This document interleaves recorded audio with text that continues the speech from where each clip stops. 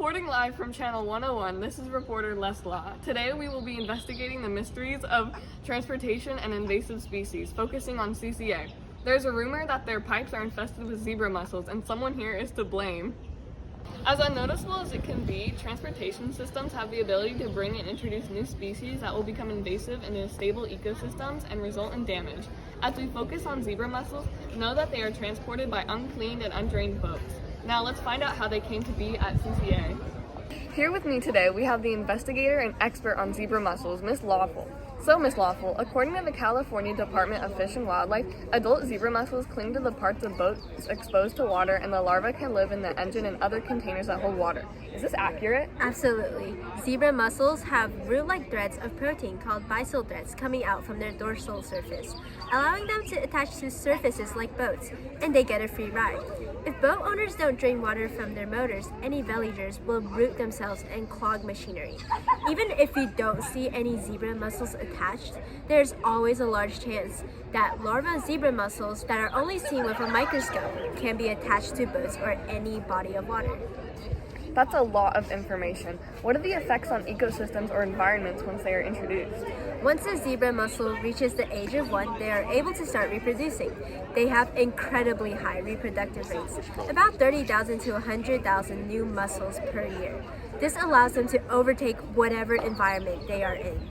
According to the New Hampshire Department of Environmental Services, there was a time in 1989 when 50,000 people in Michigan City had to shut down their water supply due to a pump failure caused by zebra mussels. Also, the Carey Institute states that zebra mussels disrupt the ecosystems. For example, zebra mussel shells can provide the perfect condition for bacteria that produce botulism to thrive. These botulism kills many water birds, creating a butterfly effect in the ecosystem. That sounds dire.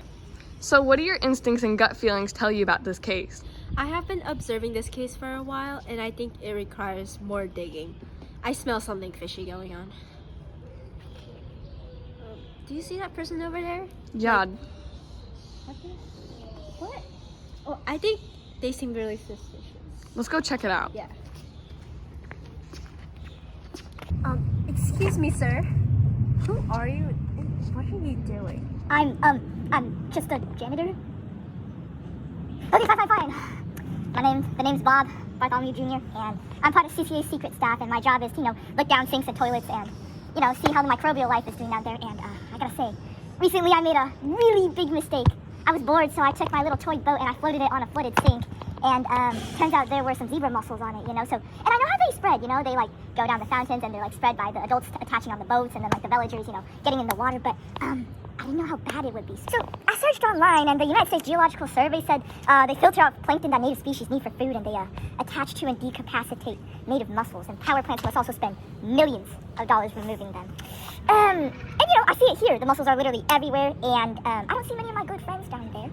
And the janitorial staff have been complaining that the pipes are overflowing. And I'll eat some as a snack, but I'm not making much of a dent in this. Sir, first of all, eating zebra mussels is very unsafe for your health. But they're good. Okay, but you're telling me that all of this is your fault because you floated your tiny boat that was infected with zebra mussels, and now you made your job harder. Yeah, I'm deeply sorry. Well, is there anything I can do or anything I can prevent this with? Well, first of all, you can start cleaning your boat, cleaning it with 10% bleach and then drying it for more than 5 days, because that's how long zebra mussels can live for out of water. So. Oh, and okay, so I understand that the preventative case is the best case to do, and you promise not to tell anybody, right? This is my biggest, deepest, darkest secret. Sir, we are on live TV right now. Say hi. No! My life is over! Well, today that we learned that invasive species can spread by unclean vehicles, and to prevent the spread, we must clean our boats regularly or avoid affected water as best as we can.